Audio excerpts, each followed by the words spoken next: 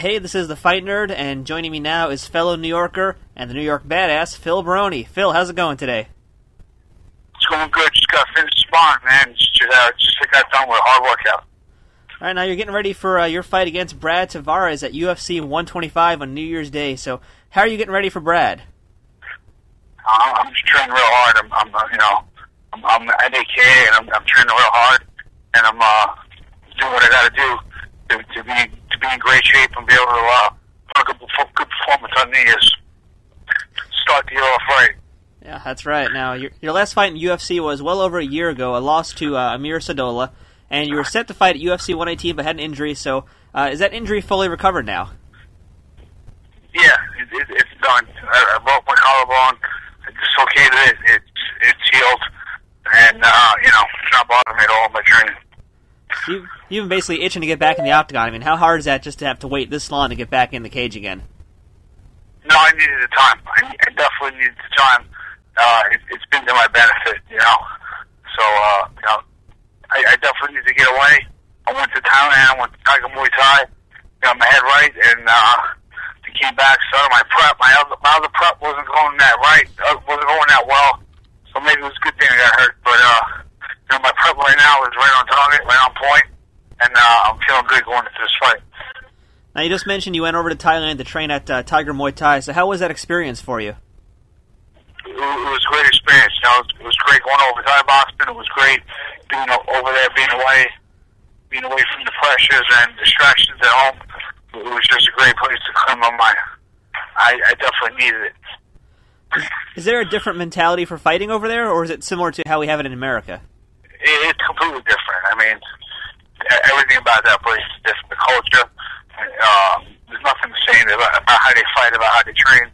Completely different, and I think I picked some stuff up over there that I can use over here to my advantage. So we're going to see a brand new Phil Baroni basically at UFC 125?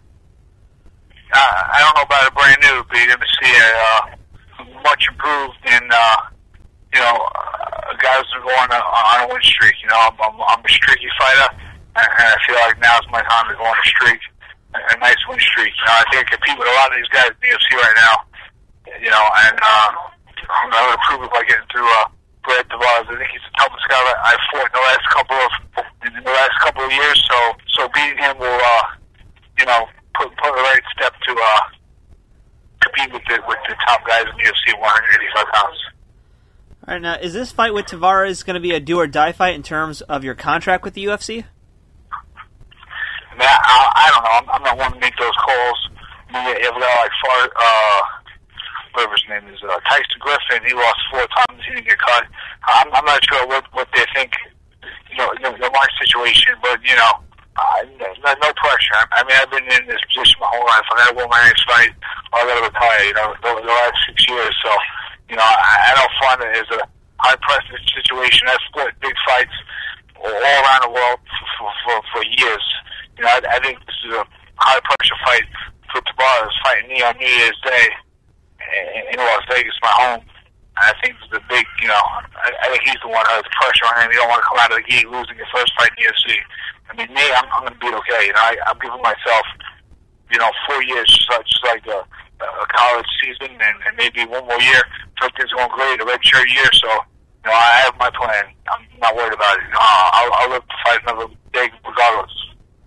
All right, now, I've noticed with a lot of your fights, you tend to be fighting off of something emotional. So I wanted to ask you, what is it that drives you to fight?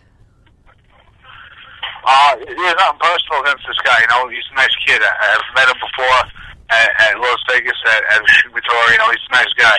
What's driving me to fight right now is, I like my life. I like my lifestyle. I like being my own boss. I like not having to work a 9 to 5 and being a professional athlete.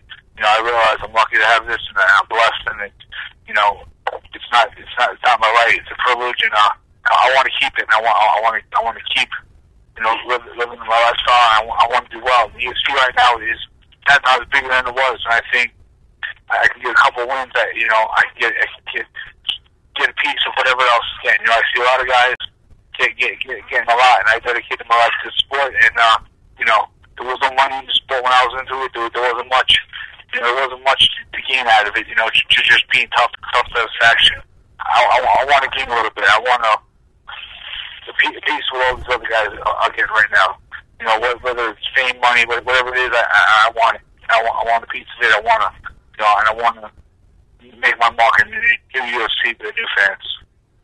All right, now I want to ask you about something a little different from the fighting world. There's a video from a few years ago of you talking about your car, which was a Buick at that time. So I wanted to ask if you're still driving the same car, or did you finally get yourself a new one? Man, I'm driving a rental car right now. I got an F-150. The Buick's dead at my house. The Buick's at my house right now is dead. So I got to win this fight and buy a new car. So that's more or less the big thing for this fight is once you win this, you get to buy yourself a new car. Yeah, exactly. That's motivation right there. I need some wheels. I need to get around. Just running the car shit. It's costing me an arm and a leg. And, it's time to get something nice. Like I said, all these guys got a lot of nice things getting from the UFC. It's time for me to turn in that Buick and get something, that says, badass all over it. All right, sounds cool. Now, you did an interview earlier this year with Fight Magazine where you mentioned you'd like to retire sooner than later, but you need to make some more money. So let's just say that you got all the money you wanted and you did retire. What would you be doing if you weren't fighting? I was goofing around. I love fighting. I want to fight as long as I can. I want to ride this bitch, till the wheels fall off. What am I going to do? Who knows? Maybe I'll move to Thailand, open up a gym, or move to Hawaii or something. I don't know. Move somewhere tropical and nice where I could move off the land, so to say. This is a long way away, but how do you see yourself matching up against the current UFC middleweight champion, Anderson Silva? Man, I think the game plan to beat him been exploited, and everyone says, the fighters today are better, this and that. And the same fighters, Anderson Silva's been fighting, over 10 years, and so is Chael Sonnen. It's all the same guys are the best guys at the top. I think, it's been revealed how to beat that guy. I think I have the ability to do it. I know from my head on the scorecards, I'm not going to get triangled in the last 30 seconds. All right, now if you want, Phil, go ahead and thank any sponsors you might have for this fight. Well, right now, Affliction is my sponsor for the last couple of years, and I'd like to thank them for the support. All right, well, sounds good. Now, you viewers can check out Phil Baroni at UFC 125 Resolution on New Year's Day on pay-per-view. Phil, good luck, and represent New York for us. Yeah, I will. I do. Thanks, guys.